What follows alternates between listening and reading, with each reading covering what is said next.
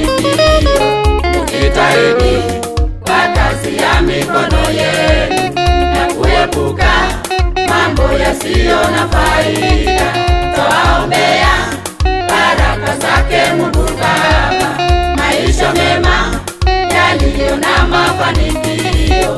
Mjitahidi kwa kazi ya mikono yenu na kuepuka mambo yasiyo na faida.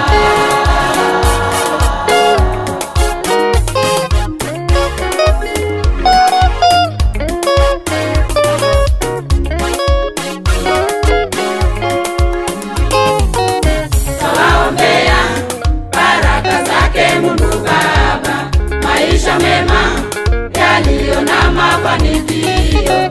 Mjitahidi kwa kazi ya mikono yenu na kuepuka mambo yasiyo na faida.